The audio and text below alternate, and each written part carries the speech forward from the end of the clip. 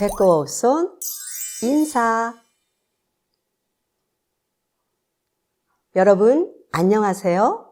저는 여러분에게 재미있는 이야기를 들려줄 박영의 아름다운 이야기 할머니예요. 오늘 할머니가 들려줄 이야기는 제목 나와라 뚝딱, 세종대왕과 훈민정음 이야기예요. 여러분, 어떤 나라에서는 계속 기억하고 싶은 사람을 돈에 그려넣기도 해요. 여기 우리나라에 10,000원이 있어요. 여기에 그려진 임금님의 이름을 알고 있나요? 바로 세종대왕님이에요. 서울 광화문 광장에 세종대왕님의 커다란 동상이 세워져 있어요. 도대체 세종대왕님은 어떤 일을 하셨길래 사람들이 계속 기억하고 싶어 할까요? 오늘 이야기를 통해 알아보아요. 세종대왕과 훈민정음 이야기 속으로 출발! 하나, 둘, 셋, 넷, 이야기 시작! 우리 모두 신나게 잘 들어보아요. 귀는 쫑긋, 눈은 반짝 준비됐나요? 하나, 둘, 셋, 넷, 출발합니다. 빵빵! 옛날 조선이라는 나라가 있었어요. 조선에는 책 읽기를 몹시 좋아하는 임금님이 살았어요. 밥 먹을 때도 책을 펼쳐보았을 정도지요. 임금님은 책뿐만 아니라 과학과 수학, 음악까지 무척 즐겼어요. 이 임금님은 오늘날 세종대왕이라 불리는 분이에요. 세종대왕님이 어린 왕자였을 때의 이야기예요. 하늘천 땅지 거물현. 아하!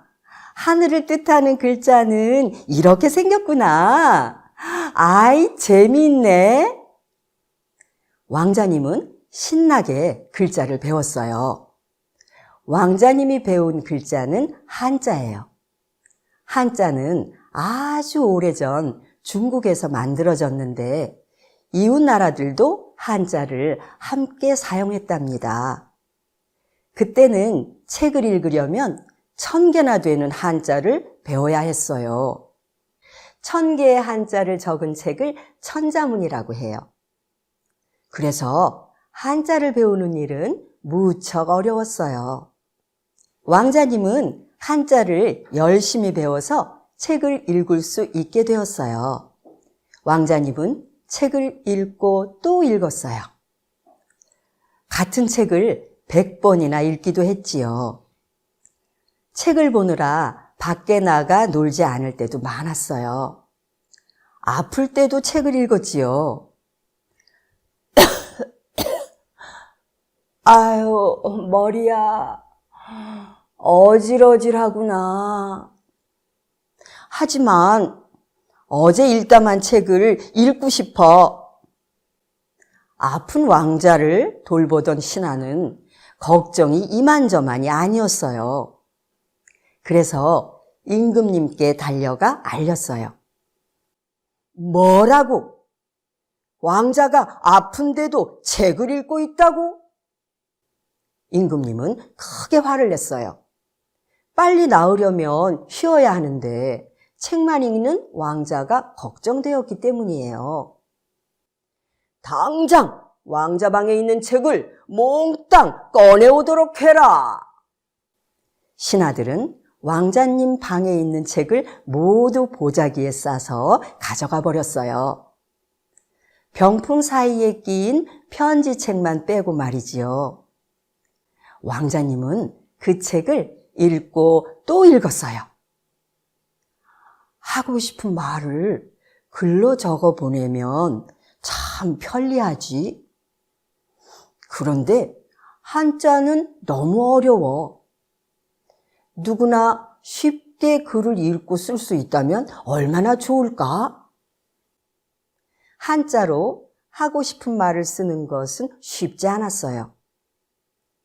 우리나라 말과 중국말이 달랐기 때문이에요. 농사를 짓느라 바쁜 백성들은 글자를 몰라서 글을 쓸 수 없었어요. 왕자님은 누구나 쉽게 배우고 쓸 수 있는 우리나라만의 글자를 만들어야겠다고 생각했어요.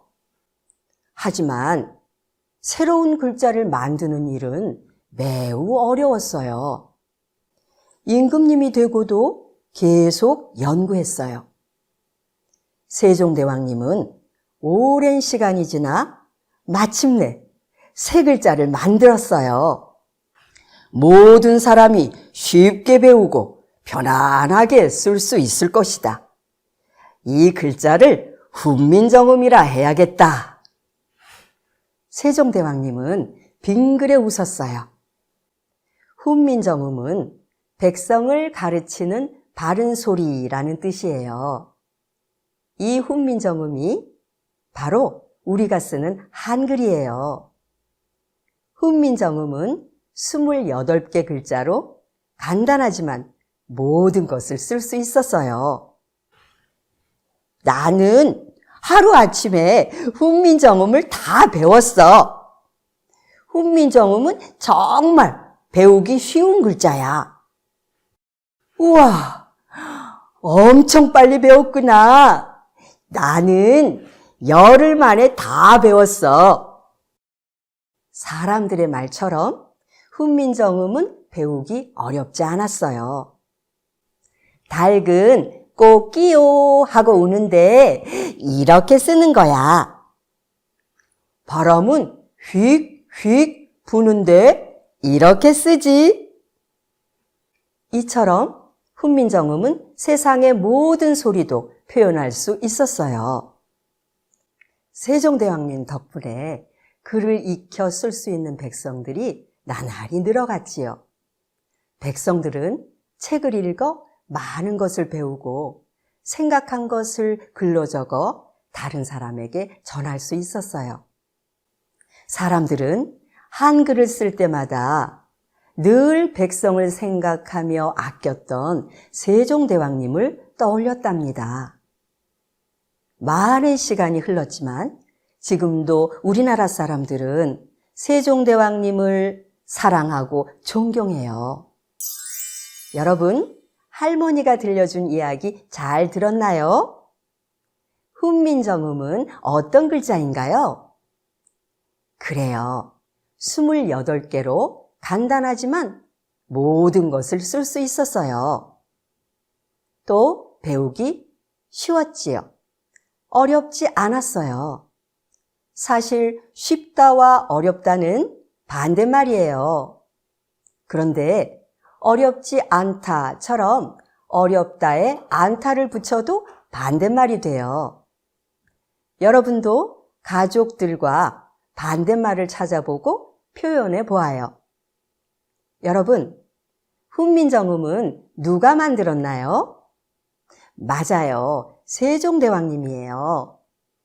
훈민정음은 모든 말을 글자로 표현할 수 있어요. 우리나라는 훈민정음이 만들어진 날을 기념하고 있어요. 그날은 바로 10월 9일이에요. 훈민정음은 오늘날 한글이라고 불러요. 그래서 10월 9일을 한글날이라고 해요. 한글날에는 태극기를 달아서 기념해요. 세종대왕님과 훈민정음이 궁금한 친구들은 아름다운 이야기 할머니가 들려주는 한국의 옛 이야기 홈페이지에서 자세한 내용을 찾아보아요. 여러분, 할머니와 세종대왕과 훈민정음 이야기를 정리해 보아요. 세종대왕님은 백성이 글자를 모르면 억울하거나 곤란한 일을 겪을 수 있다고 생각했어요. 그래서 백성들이 쉽게 배울 수 있는 글자를 만드셨어요. 백성을 생각하는 세종대왕님의 따뜻한 마음을 알 수 있어요. 세종대왕님이 만든 소중한 한글로 가족, 친구, 선생님에게 마음을 표현해 보세요. 사랑이 담긴 편지를 건네며 고마워, 사랑해 라고 말하면서 하루를 시작해 보세요. 그럼 이야기 마치는 노래를 함께 부르면서 할머니랑 인사합시다.